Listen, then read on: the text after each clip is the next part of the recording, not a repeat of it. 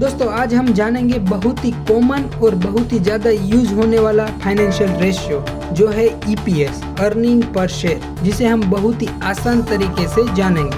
आज जानेंगे ईपीएस क्या है, ईपीएस का कैलकुलेशन कैसे करते हैं, कितने तरह के ईपीएस होते हैं और ईपीएस का यूज कहाँ कहाँ करते हैं।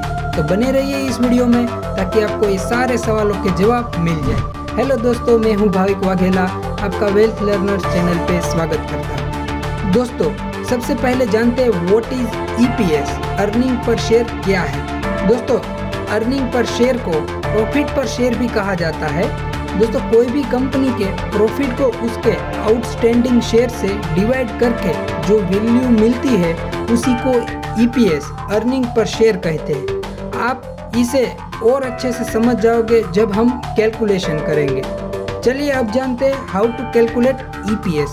दोस्तों ईपीएस को कैलकुलेट करने का फॉर्मूला है EPS is equal to net income minus preferred dividends divide by end of period total outstanding shares.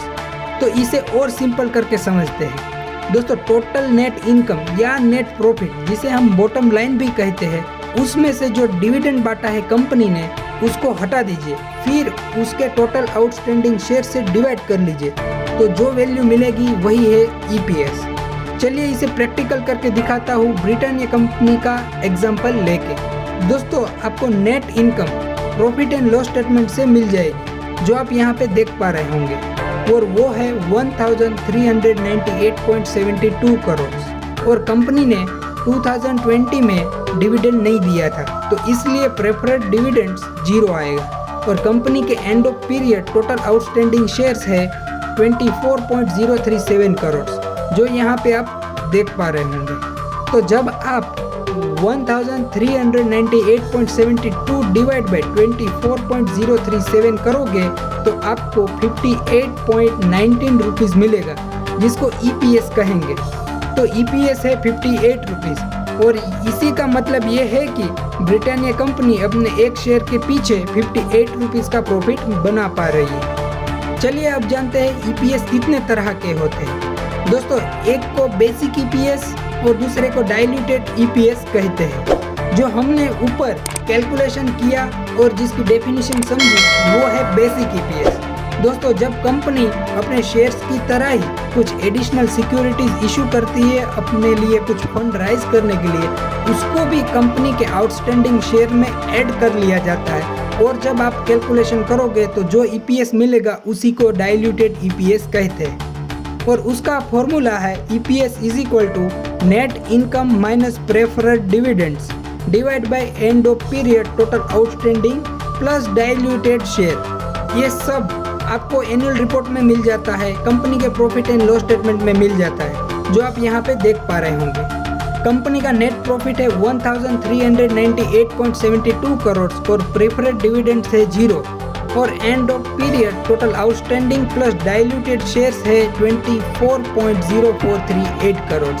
तो जब आप 1398.72 डिवाइड बाई 24.038 करोगे तो आपको 58.17 रुपीज़ मिलेगा, जिसको डाइल्यूटेड ईपीएस कहेंगे। चलिए अब जानते हैं ईपीएस का यूज़ कहाँ कहाँ और कैसे करते हैं। दोस्तों ईपीएस हमें कंपनी की प्रॉफिटेबिलिटी के बारे में बताता है, तो इसलिए कंपनी की प्रॉफिटेबिलिटी चेक करने के लिए ईपीएस का यूज़ होता है। और दूसरा सबसे मेन यूज़ होता है ईपीएस का price to earning, P ratio calculate करने के लिए होता है, जिसे हम आने वाली वीडियो में डिटेल में डिस्कस करेंगे।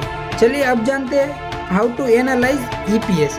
दोस्तों आपको कोई एक साल के ईपीएस से कुछ पता नहीं चलता है, आपको तो कम से कम 5 साल का ईपीएस को निकालना होगा और उसका एनालिसिस करना होगा, तब जाके आपको कुछ आइडिया आएगा उस कंपनी की प्रॉफिटेबिलिटी के बारे में। और हाँ, आपको ये सब कैलकुलेशन करने की ज़रूरत नहीं है, बस आपको एनालिसिस करना है। ऑलमोस्ट सारे रेशियो कैलकुलेटेड मिल जाते हैं।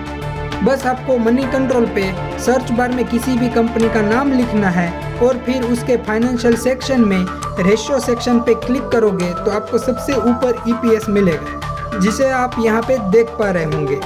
अगर कंपनी का ईपीएस लगातार बढ़ रहा है तो उसका मतलब है कि कंपनी अपने प्रॉफिट को अच्छे से मैनेज कर पा रही है और ये एक अच्छी साइन कहलाएगी। तो दोस्तों मुझे उम्मीद है आपको ईपीएस अच्छे से समझ आ गया होगा।